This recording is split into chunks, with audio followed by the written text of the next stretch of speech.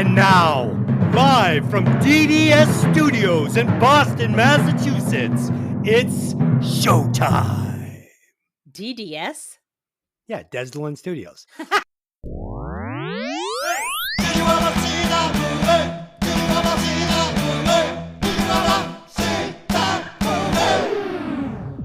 Welcome to Hey, did you ever see that movie? I'm your host, Des, and as always, I'm joined by my lovely little co-host, Lynn. Take a Valium like a normal person.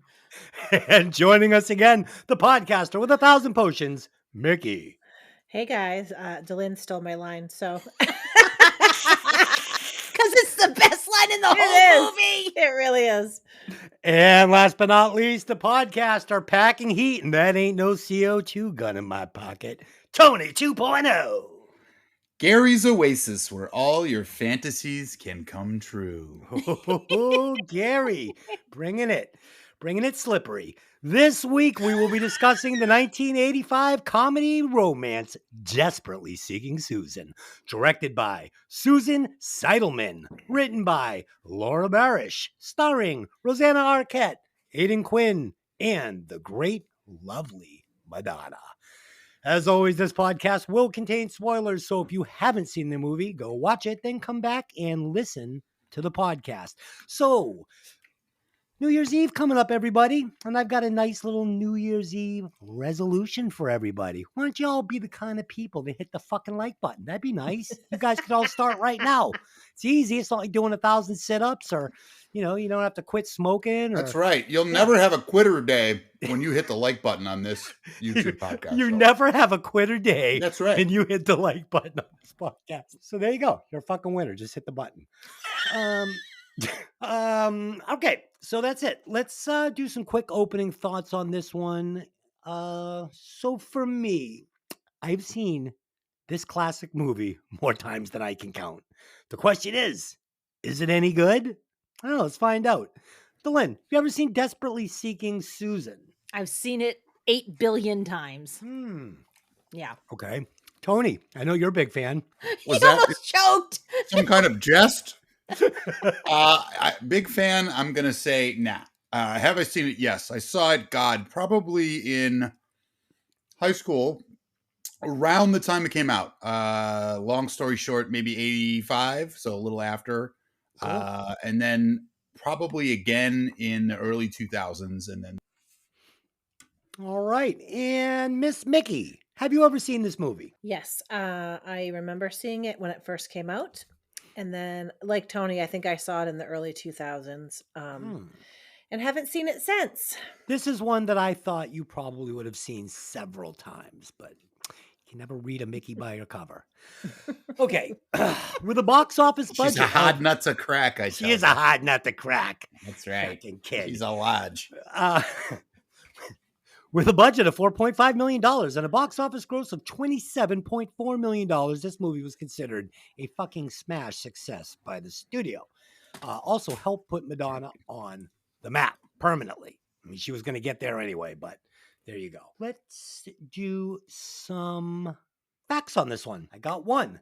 This was supposed to be a Rosanna Arquette vehicle. This movie was built for her, and it was supposed to help launch her career. But when Madonna blew up early in filming, they started writing more lines for her, and they expanded the role of Susan. And this became a Madonna vehicle. And character of Roberta was downsized just a little bit. I mean, obviously, she's still, 50% of this movie, but Madonna was going to be an afterthought. She was just going to be more of a, cameo here or there. They're going to kind of like just shoehorn her in. And nope, that wasn't going to be the case when she blew up. They said, we're going to make $24.5 million to make her the star. Good move. Delynn, I know you've got some facts on this. I do. So starting off, we've got 2 women starring in this movie, and a woman directed it and a woman wrote it. And in the 80s, that was unusual. I just want to say, so this is going to come up in my notes. So this is a very... you can feel a woman's fingerprints all over this thing, Yes. Specifically the way the male characters treat women in this movie. So there you go. Yeah. Yep. So it was unusual in the 80s to have women basically in the helm of this. And there was a couple of men that had been offered the role of Des that didn't take it. I think I'd have to look it up again, but there was a couple of big names attached to it. And when they found out that basically Rosanna Arquette and Madonna were the stars and they were going to be a supporting role, they didn't want to get involved. You know who should have been Des? Des. You? Me. I should have been Des.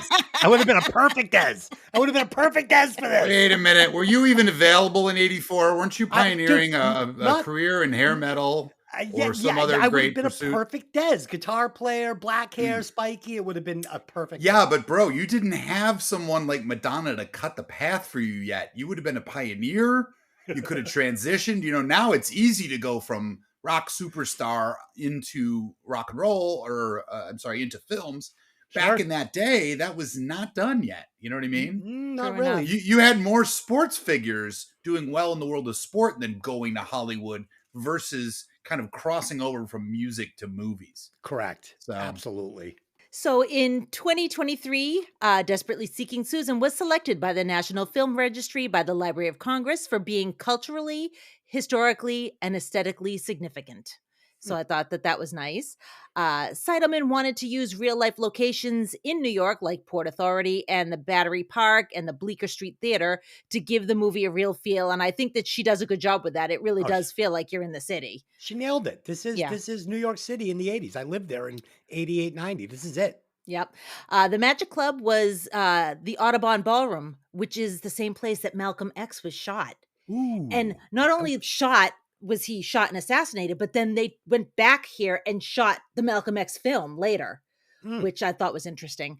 Wow.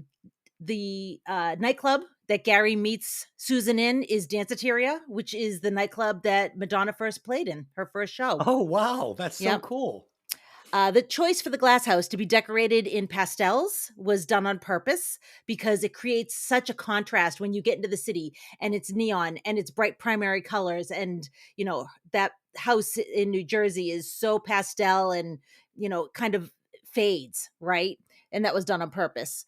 The iconic jacket with the pyramid on the back. I know that there's more than one because there's pictures of the two of them each wearing a jacket, but one of those jackets was sold in 2014 for $225,000.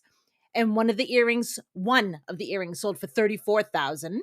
Wow, that's awesome. Yeah. And Love Saves the Day, the store that the jacket exchange happens in, was open. It was a real store. It was open until 2009, when raising rent finally forced them out.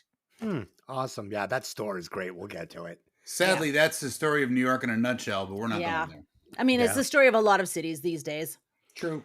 Yeah, it's amazing how much things have changed. So, you know, San Francisco and New York. I mean, I lived in both cities as a 18, 19-year-old, 20-year-old. And I mean, you couldn't afford to. I mean, I was living downtown. I was living in Greenwich Village, New York City. You have to be a fucking like a brain surgeon to live there now. Like, yeah, you know what I mean? It's called gentrification. They ruined everything. They really did. They really did. Anybody else have any facts on this flick? I have a fact that originally my girl Diane Keaton and Goldie Hawn were considered to play the leads. Oh, I love Diane Keaton. And then when they decided to make them younger, they were going to use either Melanie Griffith, Jennifer Jason Leigh, Ellen Barkin, and Kelly McGillis, which I think would have been horrible. I like what's her name? What were the last ones?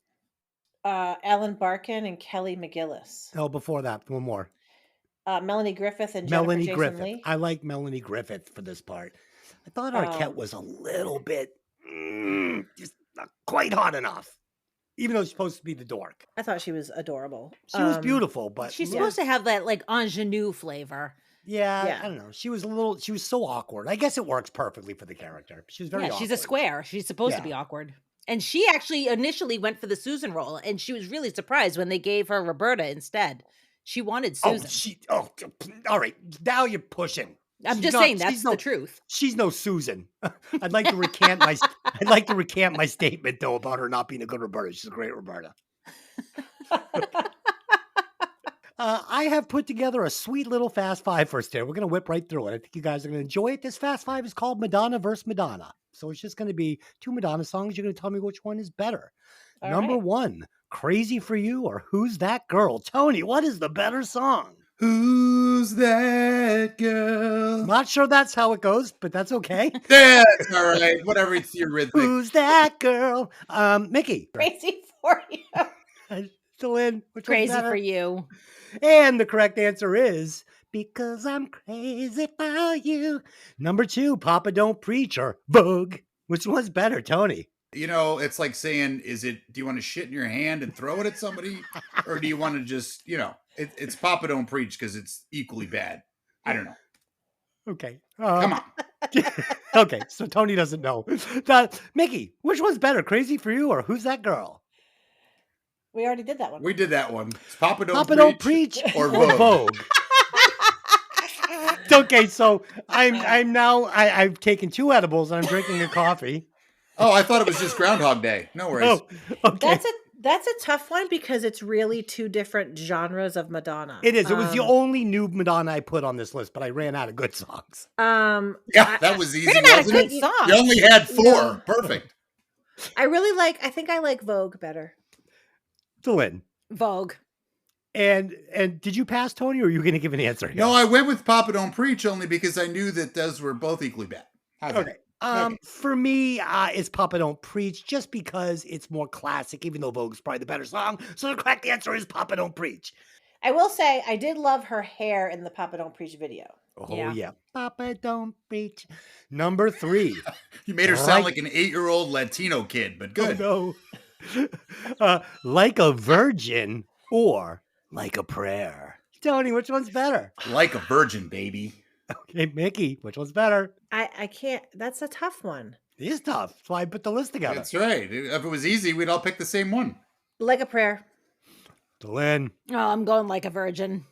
And the correct answer is Like a Virgin because she shocked the world on stage. Number four, Borderline or Into the Groove. Borderline. Tony. Okay, Tony's going Borderline. No, Mickey. oh, that was I'm Mickey. sorry. That was Mickey. Oh, shit. I'm Did you think going. that was Tony singing? I did. I'm tripping balls now. Damn! Not only that, but I got skills. I'm in. No, I'm crossing it up. I'm not going Borderline. I'm going the other direction. Give me some help me. Into the Groove? Into the Groove. Thank you. All right, Tony's going Into the Groove. And Mickey, you've tipped your hat with Borderline. Am I correct? Yes. Borderline for Mickey and Lynn. Which one is better? I'm going to have to go Into the Groove because that might actually be my favorite Madonna song of all times. The correct answer is Into the Groove because it's where I like to be. Number five, Material Girl or Holiday, like Arquette would say in The Wedding Singer. Celebrate. All right. Tony, I live in my mother's basement. I'm gonna go with. All right, Holiday got me. Shit. Okay, Mickey, which one's better? Material Girl. And Lynn. Material Girl with that Marilyn Monroe inspired video. Mwah. The correct answer. Wait a minute. He's just asking about the song. The video is not part of the parcel. Correct. It is totally I different. think it is, though. No, he didn't ask you which video is better. He asked That's you right. which song is better. Thank you, Still. Tony. Still, Material Correct Girl. answer is Ah. Holiday because of the Arquette performance in Wedding Singer, and I sing it like he sang it every single time. Okay. Holiday. Day. I live in my sister's basement. Oh, yeah. Oh, yeah. It's so good. Okay, let me give you a quick synopsis and then we will jump right into this movie. Aboard New Jersey suburban housewives, fascination with a free-spirited woman she has read about in the personal columns leads to her being mistaken for that woman herself, and the wild of craziness ensues. I added the last. Loved your radio voice there, Des. That was good. Thank you. Wow. Go over and check it out on Violent Vinyl Radio. Okay, so that's it. Lynn, would you All like right. to kick us off? Absolutely. Away we go. Roberta Glass is a disillusioned New Jersey housewife who is stuck in a passionless marriage with Gary, the owner of a spa and hot tub company. For emotional escape, Roberta follows the relationships of strangers via personal advertisements in the newspaper. One day, during an excursion to a beauty salon for her birthday with Gary's sister Leslie, Roberta sees an advertisement for a man named Jim desperately seeking a woman named Susan. Roberta has been following Jim and Susan's relationship through their cryptic ads for a while and finally decides to show up at the specified time and place of their meeting to catch a glimpse of the couple. At Roberta's birthday party that night, it's apparent how checked out she is, and after the party, she is unable to sleep, sitting up late, eating cake, and watching an old romantic movie. Meanwhile, in Atlantic City, Susan is in a hotel room with Bruce Meeker, a local gangster. Susan sees Jim's message in the newspaper and decides to return to New York City. Before she leaves, she steals 2 ornate Egyptian earrings from Meeker's jacket pocket. In the hallway, Susan passes another gangster, Wayne Nolan, who makes note of her appearance, including her unique jacket with a gold pyramid on the back. Arriving in New York, Susan stores her suitcase in a locker at the Port Authority bus terminal. She then goes to a seedy nightclub called the Magic Club, where her friend Crystal works as the assistant to a magician. Susan asks Crystal if she can crash at her place for a few days. Crystal agrees with a laundry list of rules. So really quickly, you know who all these characters are. Roberta can barely pay attention to what her sister-in-law is saying to her. She's buried so deeply in reading these personals, she can't pay attention. She has a house full of people, including the woman her husband is having an affair with, and she can only stare out the window towards the city. Susan, you find out she's not only in Atlantic City with just some dude, he's a gangster. She steals not only the earrings, but a wad of his cash. Like, that's living dangerously. And it's funny because she's Madonna, and Madonna is so stupidly cool that you kind of give her a pass. But we've all known this person. They crash on your couch, they eat your food, they help themselves to things laying around your house, and they're actually kind of an asshole. So when Crystal's like, dude, like, you can stay at my house, but you gotta fucking cut it out. Like, I feel it. I feel it. Yeah, your thoughts about Susan will come up later in the movie. So I forgot when I put this on, I forgot how good all the characters are in this movie, and the casting is magical, and that's the charm of this movie. It's what makes it so good. We get Roberta, the mousy housewife, with loads of potential buried deep under a boring marriage, a cheating husband, and a lack of person. What potential, Des? I'm sorry to interrupt you, but what does she got potential for? She's beautiful. She's, by the end of the movie, she's developed her own style. She's won over the heart of like a cool, hip New York City guy. Like she's, there was something there where, like Delynn said, she's a zombie in the beginning of this movie, literally just staring into the abyss, eating cake, just suffering, so we've got that. I mean, deeply unhappy. Yeah, we get Susan. She's the magical manic pixie girl, She knows exactly who she is. She's full of confidence. I mean, these are perfect foils for each other. We get Jim. He's the submissive but cool rocker, part-time boyfriend because he knows he can't make Susan what he wants her to be. So he's just happy to be around. And then finally we get Des. He's a down on his luck, slightly edgy, but super nice guy. Again, with loads of potential. And this is just perfect. You get these 4 characters that like foil each other just so well to set this movie up. Let's talk about Madonna. She's literally, I was saying this to Delynn the other day, she's playing herself, like right down to her clothing, and it just works. She's fucking beautiful in this, but in a real woman, real world kind of way. Not like, like when Hollywood dresses up, a woman for a movie and you can just feel the wardrobe's fingerprints all over it. No, this is Madonna and it's organic. Her attitude feels genuine. And I'm pretty sure in the hotel room, we witnessed the first documented selfie ever. Yeah, I mean, definitely she's wearing her own clothes. There's even a scene outside of the Magic Club where she's wearing an orange sweatshirt with MC on it, which is Madonna Ciccone. So she's wearing her own clothes. This is stuff that came out of her closet. Oh yeah, like her fingernail polish. It's like a matte finish yellow, like. Yeah, I think the big thing too is the reason she pulls off this role so well is she's not an actress. Yeah. She's just being herself. She's not acting at all. She's doing the shit she probably normally did in New York. Well, Seidelman said that she purposely treated Rosanna Arquette as an actress and she treated Madonna as a personality. She was telling her, don't act, just do what you would do. Yeah, and so you get Madonna in this movie. Right. You can even see it because a lot of times too, she's not in the frame looking at the camera. She's just kind of living life. You know what I Mhm. mean? They're following her like it was a documentary, not so much like she's Yes. delivering lines or she's she's in this conversation with somebody. Exactly. She's just kind of talking the talk and walking the walk and doing her Yeah, thing. it has that documentary feel. How many times have we seen a celebrity in a movie that's not an actor, like Roy Jones in The Matrix or something, and it just doesn't work. Like, this could have been a problem having her do this for an entire movie as a leading role, and it was not. Yeah, I feel like because this was like was kind of an sort of an unknown, but kind of exploded by the time the movie came out. And I remember like this was the height of Madonna kind of mystery slash cool. Like Yeah. it was before The Truth or Dare. It was before all that, and I just remember seeing before the movie even came out, seeing the videos for the songs from the movie, and like one thing that sticks vividly in my head is when she circles the ad with the heart Yeah. With the nail polish. Mhm. yeah, I'm like, God, I just remember that so vividly from watching the videos all the time. And it was just she was still kind of such a mystery to everybody that I don't know who else could have played that role and had the kind of effect that they intended, which Fucking there's this Blondie. Well, two no, because she was too known. yeah, but like Right. she was such a cool chick. She just had this great sense of style.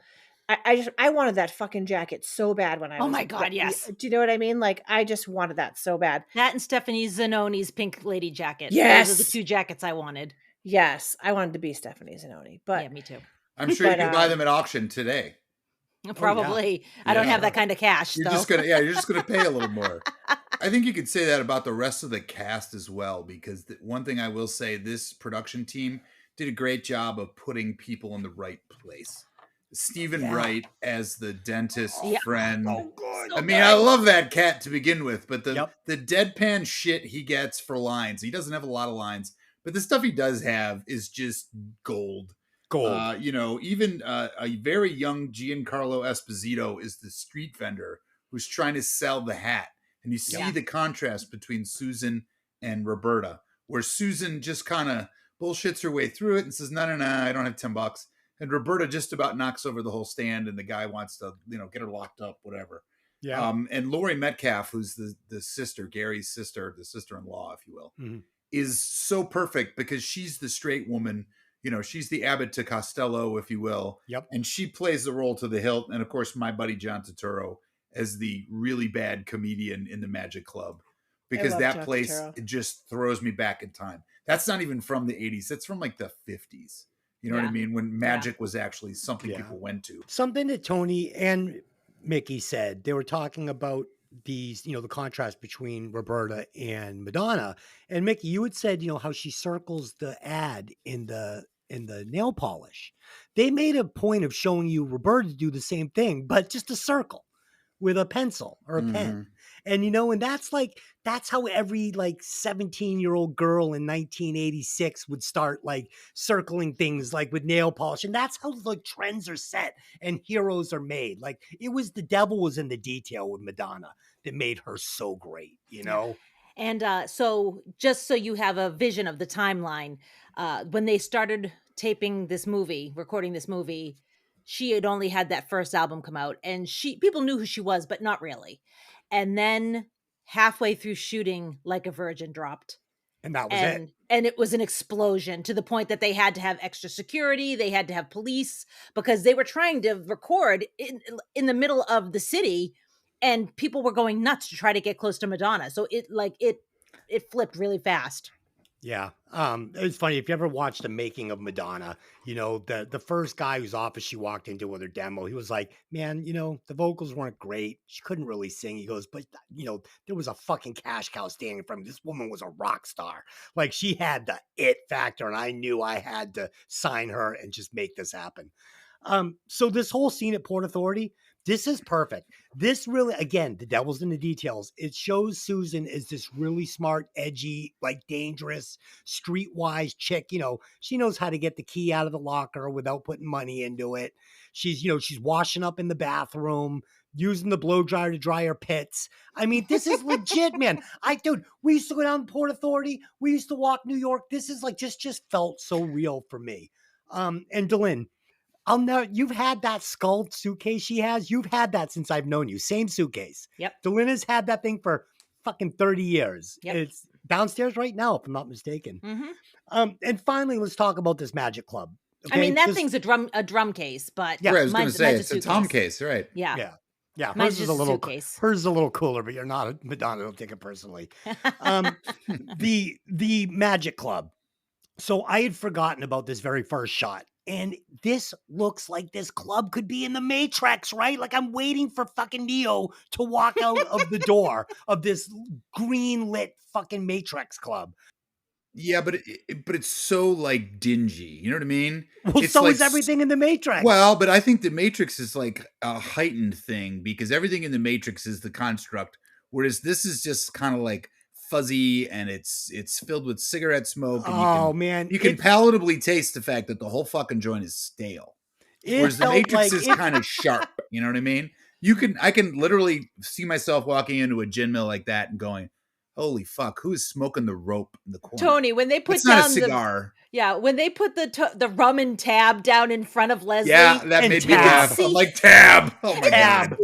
There's not a single bubble to be had in that drink. No, it's flat as a board. That's right. But once we're inside the club, it's like a scene from Beetlejuice.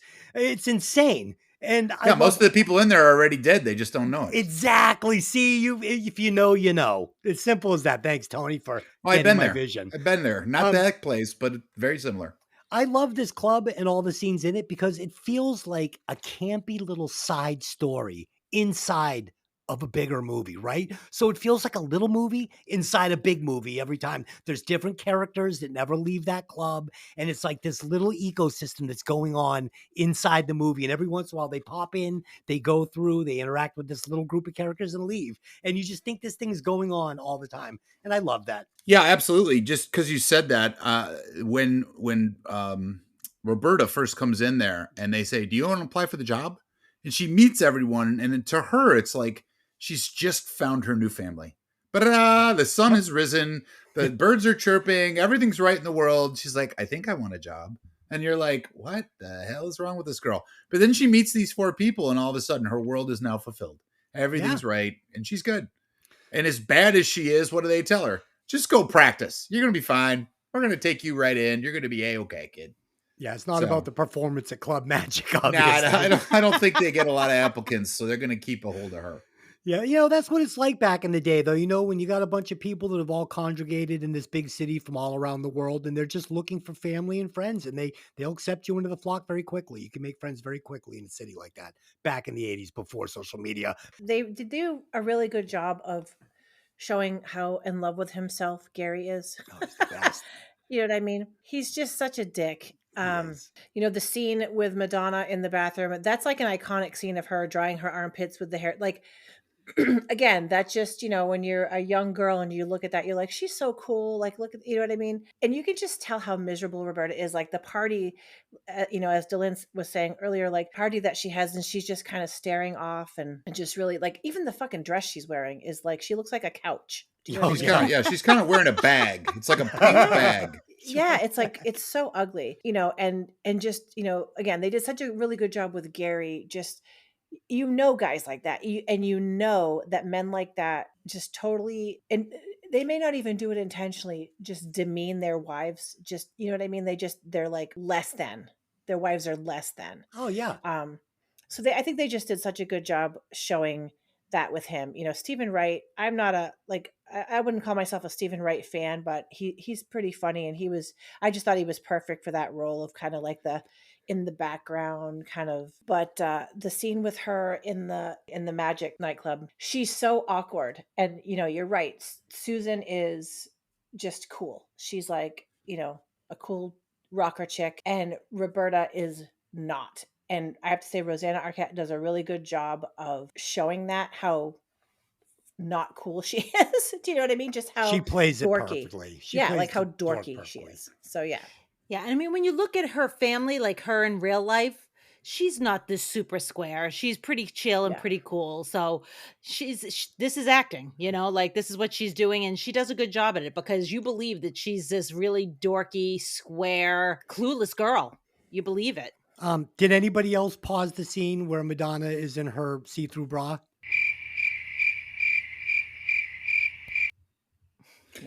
No, Des, we don't have an Oculus. It was the best Sorry. scene in the movie. I forgot how revealing it was.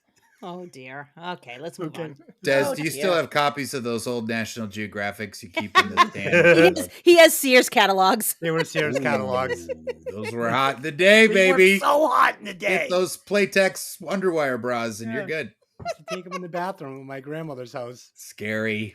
She had stacks of those. Let's keep going. Why is there Keep one? moving. Why is the Must top keep of this? moving. Why is the top of this page folded? At least they weren't stuck together. No, they were. Oh, Hey, if he's going to ask, I tried to get him to keep going. He wanted to stay and talk. Tony's We're going to like, hey. endeavor. Tony's like, hey, you freaking drag me into this. What Shit, the go- hell? Go ahead, keep going. I'm trying. Okay. The next day, as Susan makes her way to Battery Park, she spots a newspaper headline announcing that Meeker was murdered shortly after she left the hotel. Roberta goes to the park as well and watches from afar as Susan and Jim reunite.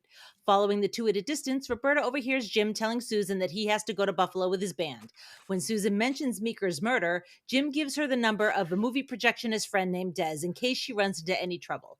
After Jim leaves, Roberta follows Susan through the streets. When Susan sees a pair of boots she likes in a boutique window, Roberta follows inside. Susan exchanges her jacket for the boots, and after she leaves, Roberta buys the pyramid jacket for herself. That evening, back at the house, Roberta discovers a Port Authority locker key, a newspaper clipping with Des's phone number, and a Polaroid of Susan in the pocket of her new jacket. By this time, Susan's returned to the store in search of the locker key and leaves her name and phone number in case the new owner of the jacket returns. Roberta decides to put her own desperately seeking Susan advertisement in the personals, asking Susan to meet her at Battery Park regarding the key.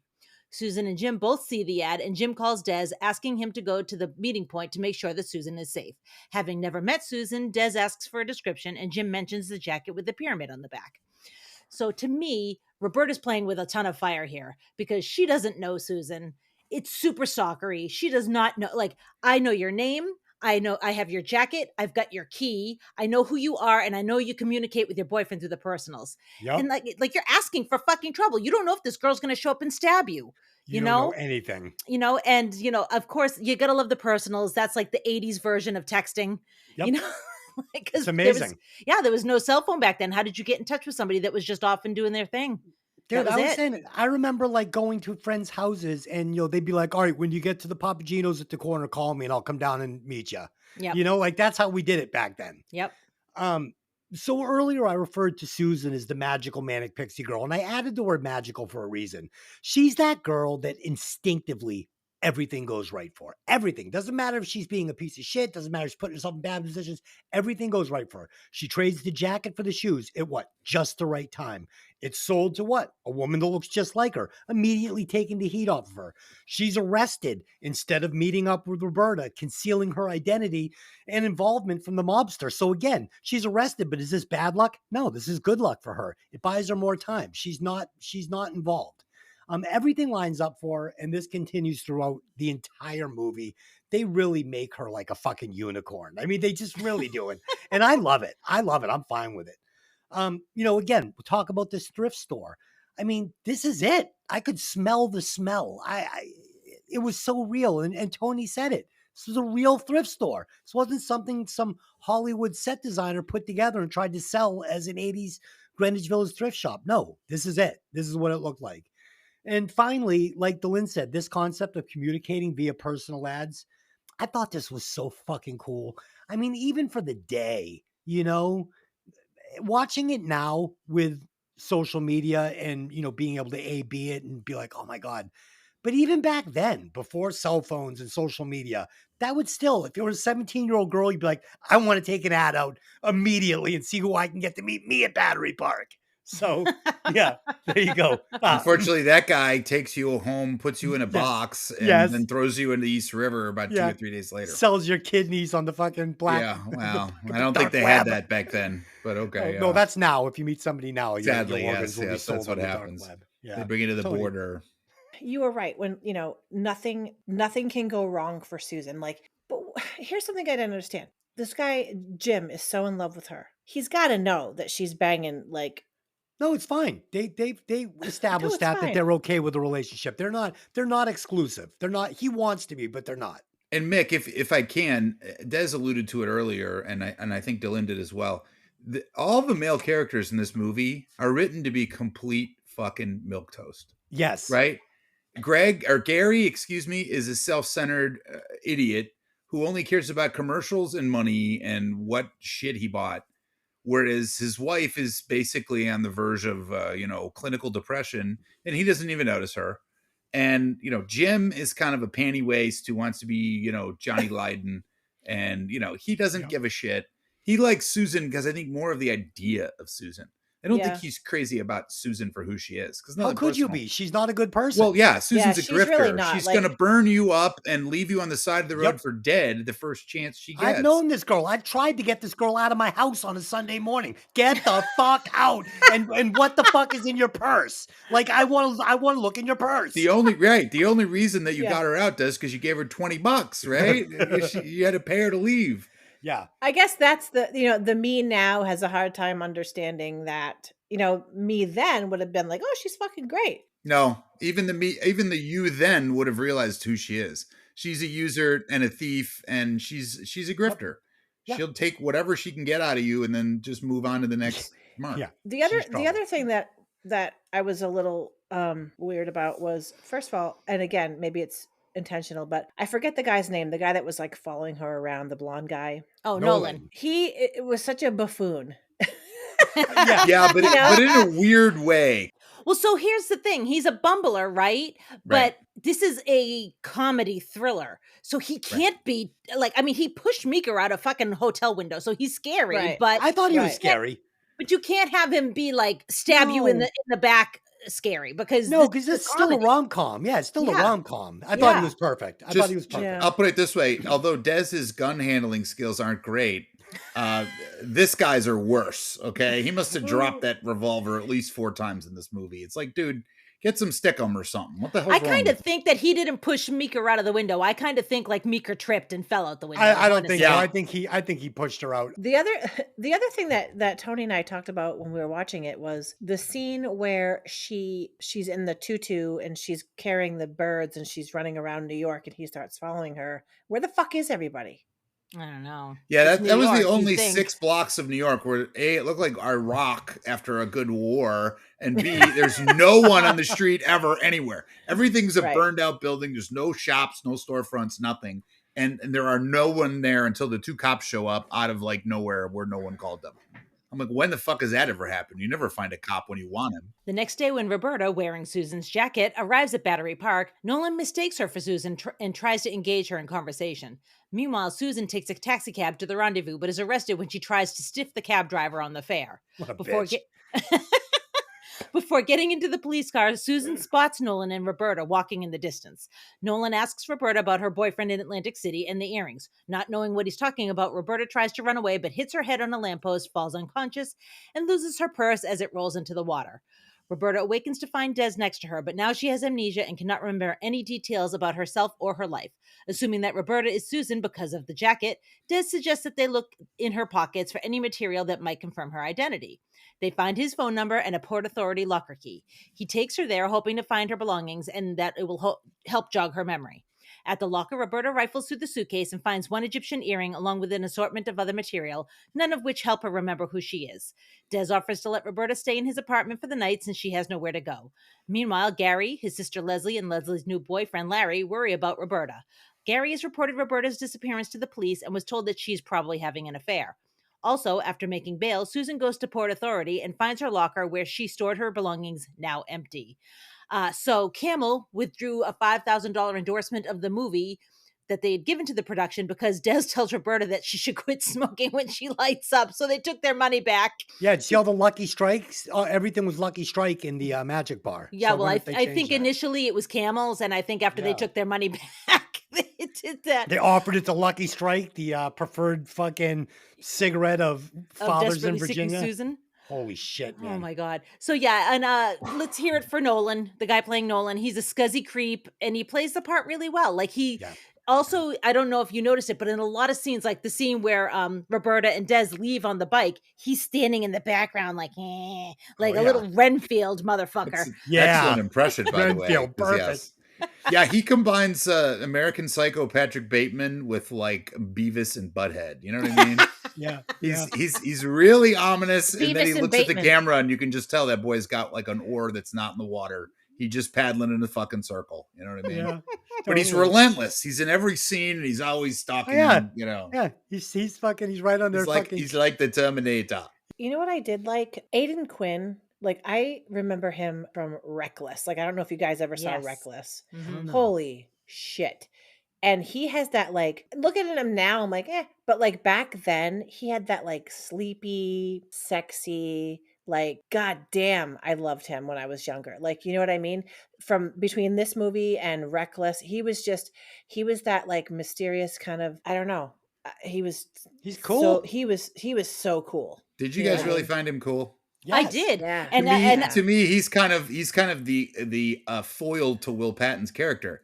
He's the bumbling means well, not the bumbling hitman. Because Right. nothing Aidan Quinn does work. I think it's his, honestly, as a young girl, it's the way he speaks, the way he looks at her, his ice blue eyes. Like, he's just got the whole package. Okay, I'll go with And that. when He you're is- a 16-year-old girl, oh my God, yes. He's cool. yeah, and it carried right through to Practical Magic because oh my god, him in Practical Yeah. Magic, yes please. Yep. Yep. So, Okay, So- 16-year-old girls could fall in love with Leif Erikson. Come on, you know. so It doesn't Leif Erikson. Leif Erikson was fucking dreamy. That kid had hair for days. You mean Leif Garrett? Leaf No, Garrett. Yeah, Leif Erikson was Erikson a was an Viking. explorer. Leif Erikson was a Viking, and he killed thousands of people. I'll bet he had awesome Leif hair. Garrett, too. however, was a handsome son of a Yeah, bitch. I'll bet they both You had- know you were reading Tiger Beat back in the day, too. Tiger weren't Beat was fucking the shit. He was on the cover looking. you? great. All right. Okay. So at this point in the movie, you like that, Dylan? Leif That's a good Erikson? one. You know, the scary part is that if you ever see Leif Erikson, I'm sure he had the same hair. Oh, So yeah. It fit He might perfectly. have. It was seamless. You know, those Vikings, they were always known for their hair. Okay, so this idea of mistaken identity in this movie, right? It's the vehicle. It works so good. You add on to that the amnesia. This works perfectly too, and I'll tell you why. I mean, I know it sounds like I'm stating the obvious, but I have a reason for saying this. Roberta has a chance to live a few days as a new independent person. Without any cheating husband holding her down, she's able to find a new identity and fall in love without any hangups or any preconceptions. She's just like, she's had the opportunity to start like with a clean slate. She doesn't know anything. And it's really cool. I thought it was good storytelling, and I was really happy that they decided to have her hold off. Well, we'll get to her relationship with Des, but yeah, I really thought that was great. And finally back at Gary's, because you know we're talking about Roberta, we got to talk about Gary. We get Stephen Wright, like fucking Tony said, he's amazing. He's playing himself just like he does in Half Baked when he plays Guy on the Couch. Same exact fucking character. And this is great. We get this iconic line, you know, take a Valium like normal people. Again, quotable movie. One of the important things if you're going to have one of these movies. We also learned that Gary is having an affair, and he doesn't seem to think there's anything wrong with it. He's like, no, it's fine. It's a totally like, you know, it's a nice As he affair. says, it's a perfectly respectful affair. Respectable. Like, you know, Yeah. it's not like I'm a dick. It's respectable. You know, he's a fucking psycho, okay? And he doesn't seem overly worried about his wife missing. He's just like smoking weed and chowing down with fucking the dude. So, yeah. No, I absolutely concur. All the men are written to the point where they're just kind of window dressing. Even Aidan Quinn, Yeah. if he was really going to be the sex symbol of the film or whatever you want to term him as, he doesn't get it through. Even like when he speaks, he's like got a beat missing. Well, I mean, he's attractive. He's eye candy. There's no two ways about it. Because here he is in his prime. But it's the kind of thing where it's like this fucker can't even get the movie projector to run right. Okay, he's got issues. He stole a beatnik. Come on, this ain't fucking Dobie down in Gillis. The Village. This ain't Dobie Gillis, dude. We're 25 years past the beatniks. They don't exist anymore. He's not wearing a beret and smoking French cigarettes. Oh, man, where are all the singing fucking Enrico Fermi records or whatever the fuck his name was. So come on, you're in the wrong time zone, Bubba. You got to stay with me on the whole idea that Dez is just like stopgap. He's just a man. He's like Mr. Right Now in the film, okay? Because Roberta needs a shoulder. He's there. He's a genuine good human being. She's kind of hot, and he can't say no because he's vulnerable. He lost the hot sugar mama who took all his shit, and he's desperate. He's got this place that's worth like $10 billion in New York. Yeah. What that apartment would cost even in '84? This fucking guy couldn't pay 1 month's rent, much less the whole year. Yeah. So yeah, it's crazy. But anyway, and let's be honest, she stumbles into his life almost literally, and he thinks this is a gift from God, but he's a boob. You know what I mean? He's not together. He steals the delivery moped from the Chinese restaurant downstairs and gets bawled out by the delivery guy. I mean, this guy can't do really anything right.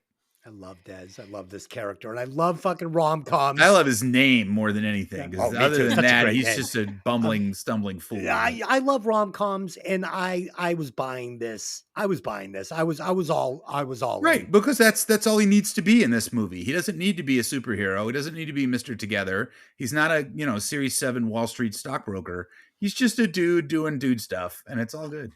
I thought it was a cute courting romance. They should have been brothers. I think they should have been brothers in the movie. They looked very similar, and I think it would have explained their relationship better than. Okay. Hey, in the great words of my lovely friend Joey Ramone, what if all men were brothers? Okay, it was the 80s. It was New York. All men are brothers. We're all brothers. I love you, brother. You can tell that he was a doormat to his last girlfriend too. Clearly, just A, by the way she was dressed, and B, by the way she talked to him and her demeanor and her mannerisms. You could tell that she was the boss bitch in that relationship. She was talking down to him. He's definitely a doormat. She's calling all the shots and paying all the bills. So that's how that worked. Right. He was definitely a doormat. And I also think, no offense, shitty friend. Yeah. Who's that? Who's the shitty you friend? Fuck your friend's girlfriend? Oh, yeah, totally. Yeah. Well, they're not close. The best part is this. It's not your friend's girlfriend. He just thought it was. But it doesn't matter.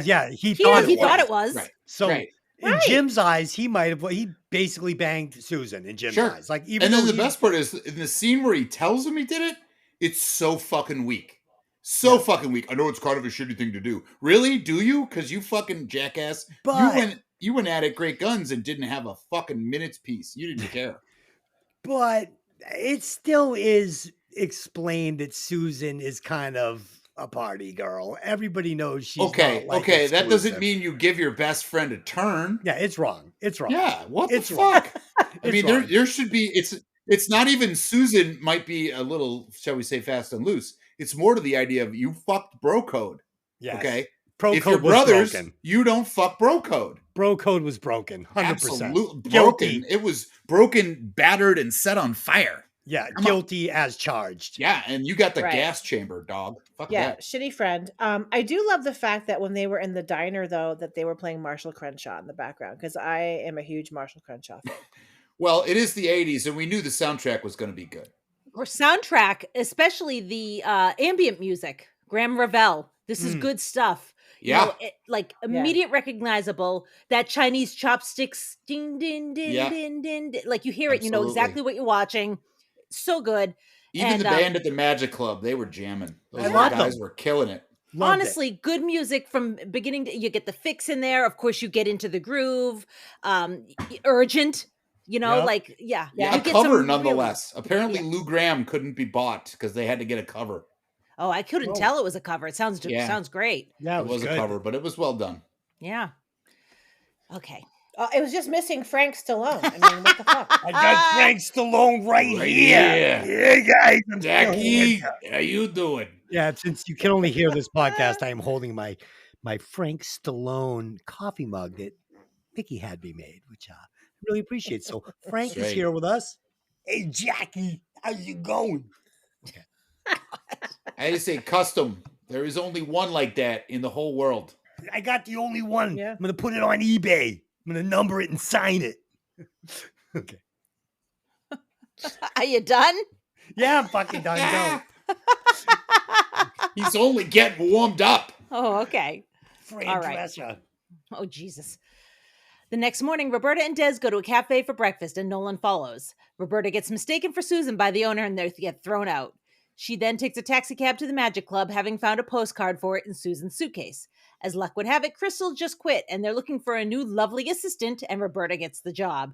Meanwhile, Gary goes to the store where Roberta bought her jacket, and the boutique owner gives Gary Susan's contact information, suggesting that maybe they can help each other. Gary calls Susan, and they arrange to meet. That same night, Roberta goes on stage at the Magic Club and fumbles through her routine. In the audience, Nolan notices that Roberta is wearing one of the Egyptian earrings. Elsewhere, Gary and Susan meet at a nightclub, and Susan tells him that she thinks Nolan and Roberta are working together to frame Susan for the murder of Meeker. Gary doesn't believe this, and Susan suggests that they go back to his place. Outside the Magic Club, Nolan follows Roberta and eventually catches up with her, but they get into a scuffle and Roberta hits her head once again. This poor woman has traumatic brain injury. The police show up, forcing Nolan to escape.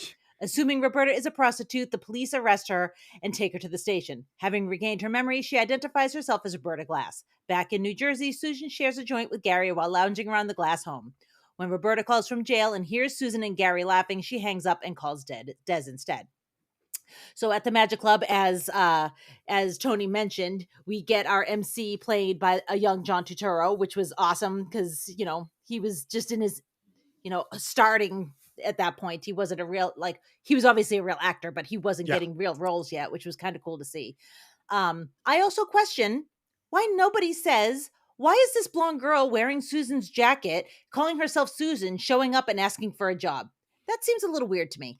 And it could be said that Ray and Ian don't really know her, but the cigarette girl does. She knows her well enough to call her Susan, say, we thought you were dead, and let her steal cigarettes right off her cart.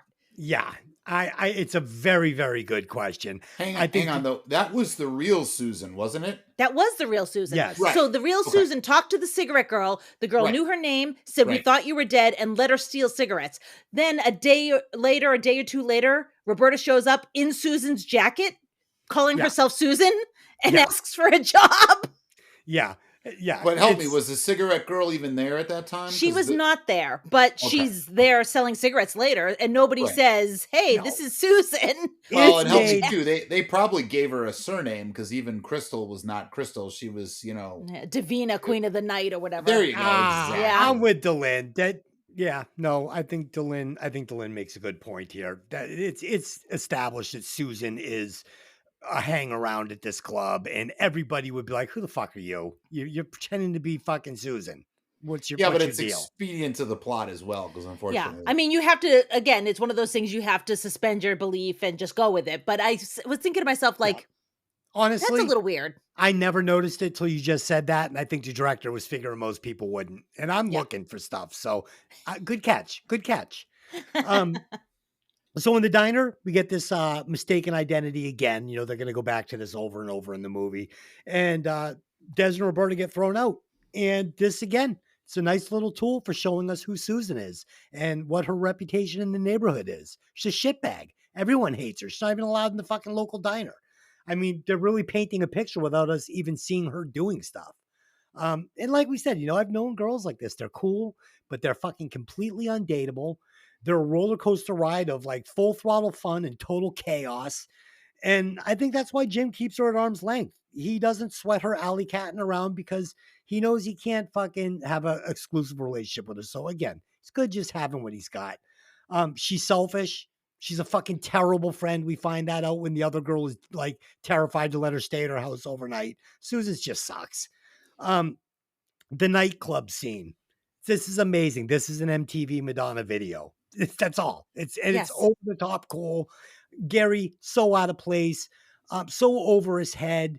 You know, he thinks he's this womanizing narcissist, and he's about to meet his match. He meets Susan, not even close. He's not even a a light snack for Susan. She doesn't even want to taste Gary. He's so weak for her. She sees him, like Tony said, he's a mark for her. Easy mark. Total chump. Can't wait to get to his house in the suburbs and start going through his shit, which is exactly what she does. You know, he's like, shouldn't we wait till Roberta gets here before you start like wearing all her clothes and stealing all her jewelry?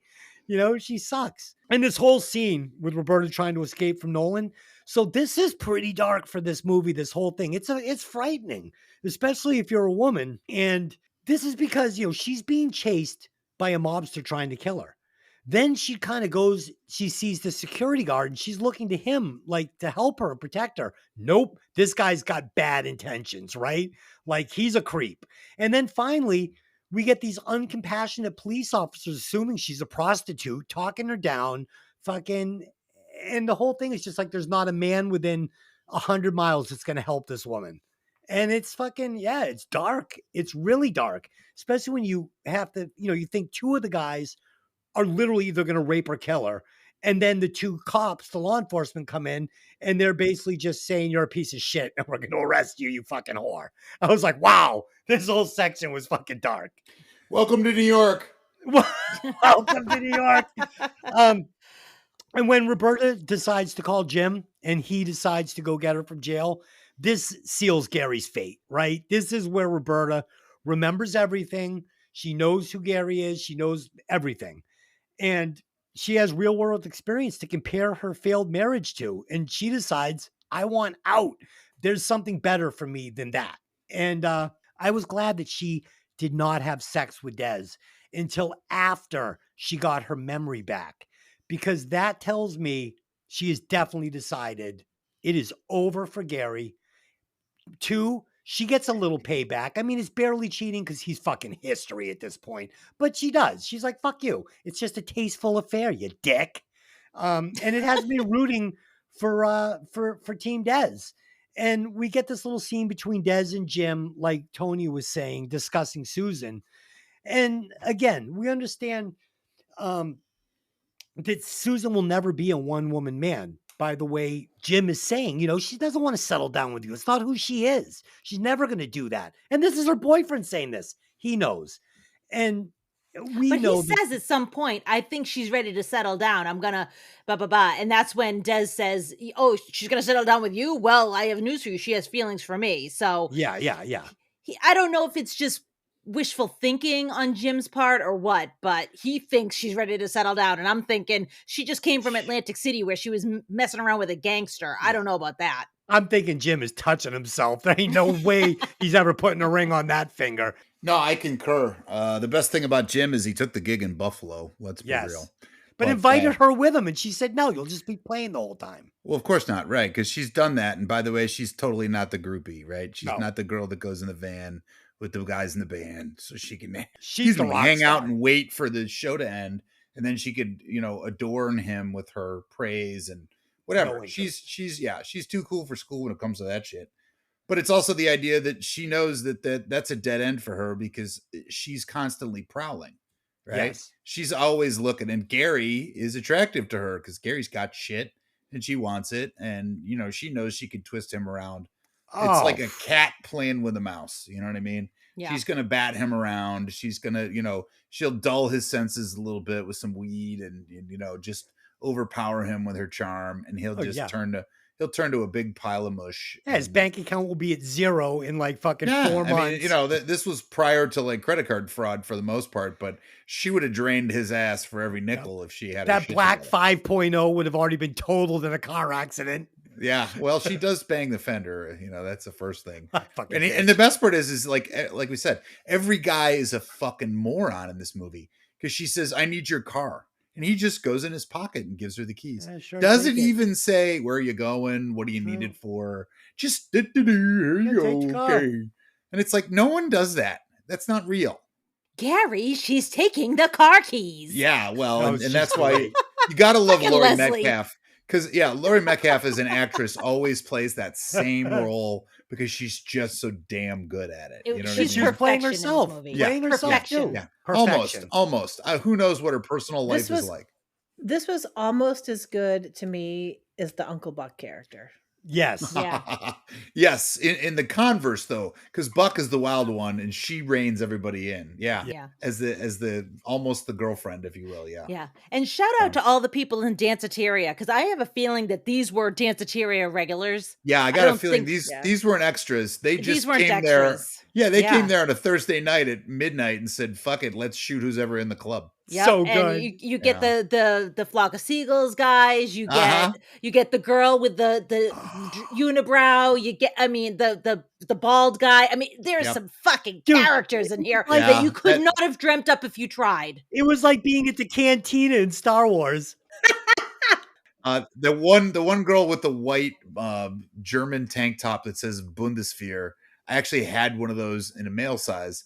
And I think I sold it for more than I bought it for, like 15 years after I'd had it. Wow. And it was, it was awesome. You didn't have it as a tight half shirt, honey? No, I don't wear tight half shirts. I can't pull that Naked Susan shit off. Do you have pictures of yourself in this item? I looked so good, but I don't. Oh, I want to see it. Let's fucking get those pictures. No. Mickey knows the one picture I do have of me in something skimpy, and it's the little Tarzan that's one. Right. Ooh. It was a suit. I think I'm maybe about 14 months old, and I'm in this Tarzan bathing suit with a stripe going like this way. So it was not just a pair of trunks. It was actually a onesie over the side. It was the Tarzan. If you see, like Tarzan, King of the Jungle. If you see this boy, call 555. Something he like was last seen leaving the public school. Yeah. Oh God. Okay. Dylan. I was on the back of a milk carton for the first 8 years of my life. Don't start. Shit. The next morning, Gary and Leslie get word that Roberta has been arrested, but when they arrive at the police station, she's already been bailed out. When a police officer suggests that Roberta's pimp probably paid her bond, Gary refuses to believe that his wife has turned to prostitution. Meanwhile, Roberta and Des find Dez's apartment ransacked. Des blames Roberta for all the bad luck he's been having. She gets angry and packs up her suitcase to leave. When the contents of the suitcase spill onto the floor, Roberta begins to cry, and Des, who still thinks Roberta is Susan, kisses her, and they end up doing it. Doing it! Back in New Jersey, Susan is relaxing by the pool when she sees a television news story about the theft of 2 ancient Egyptian earrings, for which Meeker and Nolan are the prime suspects. Susan recognizes the earrings. Nefertiti? No shit! When Gary and Leslie return home from the police station, Susan tells them that she knows what's going on. She goes to the classified office and inserts an advertisement into the personals with a message for Roberta. Back at Dez's apartment, Roberta tells him her true identity, but Des does not believe her, still thinking her to be Susan. Jim arrives, and Des tells him about the relationship that has developed between him and Roberta. However, Jim does not believe him, saying Susan's not the type to settle down. When they both decide to ask, quote-unquote, Susan what's going on, Roberta has crawled out the window with her doves. This is an interesting scene to me because Roberta knows who she is. It's very easy for her to clear this all up. All she has to do is walk out into that room and be like, sorry, dudes, I told you I had amnesia. But that would have ended the movie pretty quickly. So I'm glad that they didn't do that. First of all, just because I've been holding on to this for a week, Dylan fucking grabbed my nuts so hard the other day, right? Like she had them. What did you do? So she got what did you do? So, nothing. I came up behind her and put my wiener between her butt cheeks when she was doing dishes because I like that. So she turned around and she grabbed my right nut between her pointer finger and her thumb, like you would do a tiddlywink. Ow. And she fucking squeezed it so hard that it shot out from between her fucking thumb and her finger like a rocket. Dude, yes. And I explained to her, I go, you can herniate my testicle like that. Like you could pop it. Do what? You could herniate. Herniate? Is that a scientific term? I don't know. You could hurt me real bad. I got you, baby. She fucking squeezed it so hard that it literally shot out like a tiddlywink. Like, I mean, it bounced around my sack like 4 times. Tiddlywink. Okay. As we all feel for you, but next time, clear the runway before you land the plane. Runway. Roberta sees the ad Susan placed. Jim and Des also see the message and decide to go to the rendezvous location to confront Susan. Gary, Leslie, Larry, Des, Jim, Susan, and Nolan all show up that night at the Magic Club. It's a packed house, people. Before the show begins, Jim sees Susan and says, that's Susan, and Des says, that's not my Susan. He goes to see her while Des watches the magic act, realizing that his Susan is on the stage. Nolan makes his move and runs up onto the stage, snatching the earring and Roberta's wig and taking off. Both Des and Gary rush the stage to check on Roberta. She tells Gary that she will not be coming home with him. Meanwhile, Nolan comes across Jim and Susan kissing backstage and puts a gun to Susan's head, taking her hostage to help him escape. He notices that Susan is wearing the other earring. After Nolan and Susan crawl through a window into the women's dressing room, Roberta hits Nolan over the head with a bottle, knocking him unconscious. There, Susan and Roberta officially meet for the first time.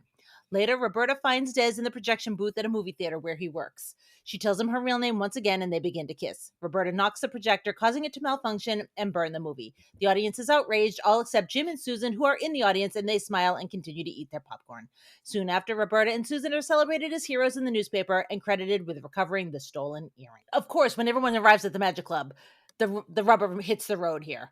It goes full force straight to the end. Nolan is bumbling, but again, you can't have him be really menacing if this is a comedy, I feel.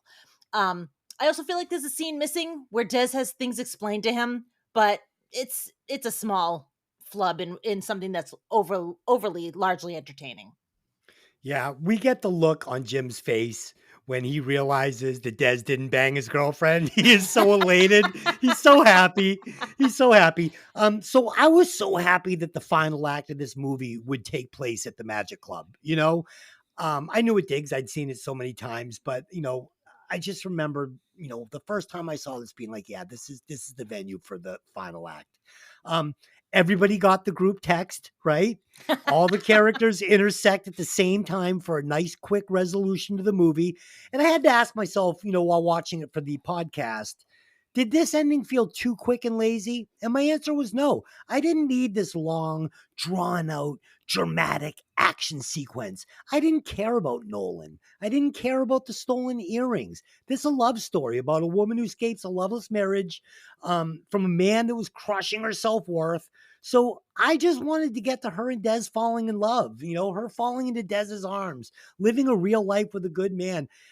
By this time I was ready for the dramedy comedy. I wanted more of the comedy, more of the fucking love, more of the romance.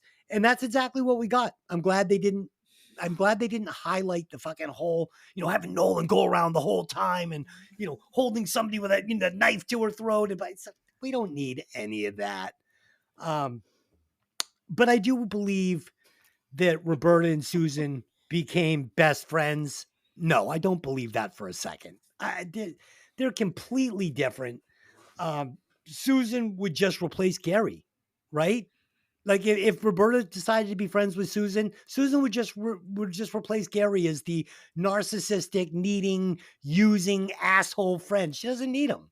Yeah, and, honestly, you're right. It would be worse because Susan is a drain on your, and at least Gary provides, you unfortunately get all the negative side effects with Gary, but it's the idea too that you're right. Nobody wants to be Susan's friend because Susan's a pariah, but she's cool. So I guess apparently if you want the cool friend, you got to pay the bill. And I got caught up in it. I mean, did I like the end where her and Jim are sitting there and, Susan and Jim are sitting there. Yeah, it's nice. Everybody lives happily ever. Jim finally gets his manic pixie girl. She comes around and decides she's going to be a one-man woman for Jim. Never happened in a million years, but I'm fucking totally fine with it. It was a very sweet ending and I loved it. Yeah. Yay. Who knew you were a closet romantic? Oh, it's not closet. I'm a fucking rom-com guy. And I didn't really need the whole them getting the award for the earring heist. Yeah. At that point. Susan did because she needs money. So she's thrilled about the award. Well, no, she's friends with Roberta now, who's about to take fucking her husband for fucking everything he's got. Okay. Mickey, what'd you think of the ending? I thought it was desperately seeking a good ending. Nice choice, kid. Nice. That's awesome. I just thought it was too cute. Yeah, like I don't know. I don't know. It was just too cutesy, too quick. It was wrapped up in a bow in 2 seconds. Yeah, and I guess I don't know. I feel like I know you did. I didn't like it. Tony, did you love it? Negative, Ghost Rider. The pattern is full. Were you hugging a pillow and crying into a? I was actually looking at my phone, going, "Are we through yet?" Cup of chamomile tea. He goes, "Remind me to punch Des when I see him." Is what he said. That's great. The best part, Des, is I'm so happy. I'm so happy you're fawning all over this movie because I was just gonna tear it apart. But Desperately seeking a good ending. it's it. I think Mick stole all the thunder with that one, Mick. So It was good the work. best line of the year. Yeah, you got the winner there. The best part is you guys give me the wonderful tools to either help a film or hurt it badly by recasting and then trying a new ending or something to that effect. So I think that this film is just in need of some serious help. So that's it. We have broken down Desperately Seeking Susan for you. I hope you enjoyed it. And now it is time to bring it over to the recasting couch. And I have got a brilliant recast for you. Of course you do. I would replace Robert Joy, who played Jim, with one Billy Joe Armstrong from Green Day. I think he would be the perfect Jim.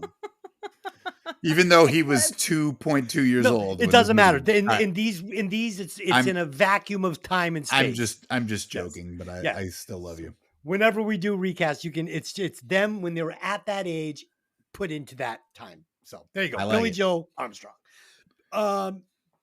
Tony, you recast it. I did. I'm gonna hit Roberta up. Although I did enjoy Miss Arquette's performance, but I'm gonna put Winona Ryder because if you're just lost and confused, Winona Ryder typifies that for me. Yeah. Yet she's still hot enough to the point where she can carry off a little something, something. I like Gar- it. But Go ahead. in real life, though, she'd be stealing shit out of Madonna's purse backstage. She'd be like, "Where the fuck are my rings?" And Winona Ryder would be like, It is definitely possible. What else? I took Dez, Aiden Quinn, and Ace Tim. I needed somebody a little stronger, a little more good guy, a more powerful actor and a character. Judd Nelson came to mind. Just Judd. because Oh, he is New York personified to me. as John Bender, kind of like, but a little more But New yeah, York City. but New Yorkie, right? Yeah. He was a Midwestern guy there, but I think it's more to the idea that just grittier, just more of a city guy. That's a Aiden Quinn banger. is so fucking milquetoast. Jesus Christ, grow That's a a set banger. and pretend like you got it. And then Gary got recast as a young Dabney Coleman. Ooh, I because love that too. There's nobody better when it comes to narcissism than Dabney Coleman. when he Give me applies Dabney himself. Coleman and fucking Judd Nelson. Those are bangers today. Thank you, brother. Woo, Mickey. I only have one, believe it or not, and I would recast Rosanna Arquette with Anne Hathaway. Anne Hathaway. Okay. Interesting. And I'll tell you, it took me a long time. I have a hard time a lot of times separating the character from the actor, especially when they play someone that I fucking hate. And I had a really hard time. It took me many, many years to separate her from her Brokeback Mountain character, who I wanted to throat punch. But she's actually really good and very, very, very funny. I think it would have worked. So Could have worked for this. yeah. Delin, how do you do? All right. I am going to recast Gary Glass with David Arquette. And I'm going to recast Crystal with Patricia Arquette. And I'm going to recast Susan with Alexis Arquette. There you go. It all works. Nice. It all works. The Arquette family. Yeah. Holy shit. I like that one. All right. As if we'd end the movie like that. Sure. Let's do the Scooby-Doo ending. Good call.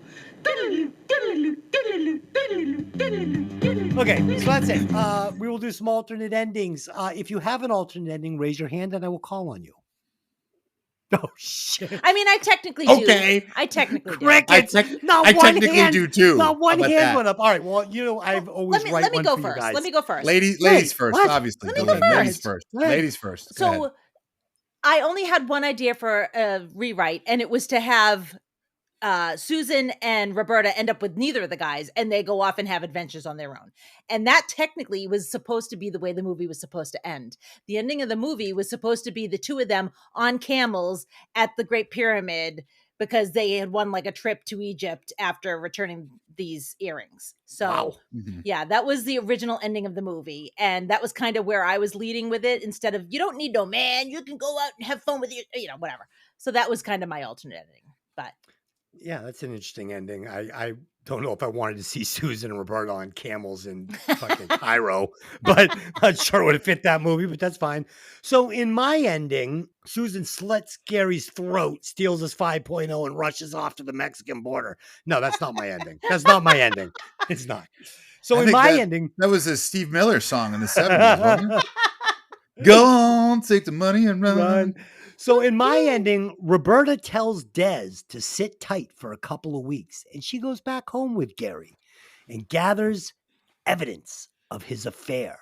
Then divorces him, taking all of his money and his house, where she lives happily ever after with Des, and they have an in-law apartment built over the garage for Susan and Billy Joe Armstrong. That's my ending. Very Ooh, nice, honey. a Except little the doors in that apartment have locks from the outside. Outside. So no one can leave No one with can all leave. of my shit. All right, so there you go. That's some pretty weak fucking endings today, but Yeah, Well, it's and What are I you gonna think do? Lynn stole some of my thunder because my ending was similar to what the projection was, where both of the girls kind of go off. They both become grifters, so they both assume Susan's role, and they wind up overseas arrested because, of course, they get pinched. And the shit you can get away with in New York or in the U.S. doesn't fly in many other foreign countries, and they get popped, and then they spend the rest of their time in a Turkish prison. So this is So Thelma and Louise. Yeah, pretty much. Except they don't go off the cliff in the car. Okay, You know. they just rot in a fucking Turkish prison. Nice. I like the Well, movie. hey, you could have a lot of fun in a Turkish prison if you I know like what you're your doing. movie. Yeah. Yeah, I've watched Locked Up Abroad, that show. I used to binge watch that, and you do not want to wind up in a Some Turkish heavy prison. duty shit, Yeah, right? You don't want to be in Yeah. a Turkish prison. No. You don't want to be in a prison, period. But Listen. yes, especially not there. Yeah, I've never been arrested. I fear jail and police That's and all good. that stuff. That's a powerful motivator, my brother. Yes. Powerful motivator. 50 plus, never seen the inside of a jail cell. There you go. Knock 'em off. Okay. Yeah. Because there's still time. There's still time. It's never too late. I don't leave Hey, my it's house. never too late to apply. I don't leave my house. It would be difficult. Yeah. Okay, let's do some rewatch scores and we will bank this sucker. Dylan, go first. I'm giving it a 3.99. It's not perfect. It's not a 5.0, but it's really good. It's a lot of fun, especially if you lived back in that time period. And it's got a ton of nostalgia. It's doing the 80s right because it's in the 80s. You know, you get the brown bathtub, you get the Live. The wallpaper. The The Fort Lee, New Jersey wallpaper, house. Oh, the some of those preppy party outfits were Yeah. fucking Oh, screaming. Yes. so good. Yes, and Dez's apartment with the kung fu shit on the walls and just so love that. 3.99 from me. Mickey. So I am going to give this, like Dylan said, it's nostalgic. I think if you had not been around in that time, it probably wouldn't hold as much I don't Charm. even know, charm. And obviously Madonna, she was at the epitome of her coolness in this movie. So for those two facts alone, I'm going to give it a 2. A 2. A 2. I wonder what she gave Staying Alive. I bet it was less than a 2, probably. Hey, I think we both gave it like a 0.8 or something. if a Frank Stallone mug came out of Staying Alive, you might get something else. Keep it up. Tony, what did you give this puppy? I am going to give it a perfect Midland score of 2.5. Nice. The pluses, the pros, if you will. Great soundtrack, solid cast, not terribly well written. Could have been a little more punchy, a little more funny, but all around solid. It's a little slow for me, but it's the 80s, and that's one of my favorite decades, so I got to give it some props. And I think if I put myself in the mentality of where I was in 84, it's a movie that entertains me. So it gets a dead on 2.5. And I think we came up with some better people, but hey, it is what it is. And it was a big commercial success for all involved. So you can't knock it too bad. I thought that this movie was a perfect Iconics 80 movie. Close enough. I don't put the 80 Iconics movie. We know where you're going. I love to take the edibles. It's so cool. I like this Many movie a lot. gummies and me. I think the movie's so good. 80s bombshell of fashion. I give it perfect 5. It's a perfect movie. Really? Yes, perfectly going 5? cast. Yes, perfectly cast. It has a legit organic 1980 mid New York City. I just love this movie. For me, it's as good as it gets when you're looking at an 80s rom-com. It's as good as it gets. This is fucking awesome. Yeah. 5. Ooh, Vicky Okay. fucking throw There up you or have something. it. I think she threw up in her mouth a little. She sounded like my dog Wyatt when he doesn't get to go outside and he has to go poop. Delin, add up those scores and tell us where Desperately Seeking Susan lands. All right. So Desperately Seeking Susan comes in at 3.3725. It is right below The Mist and right above Air Force One. Okay, it's odd company for that movie, but I'll take it. Okay, so we will be back in 2 weeks where we will be reviewing Christine with Tony and his degree of terror, the original flavor.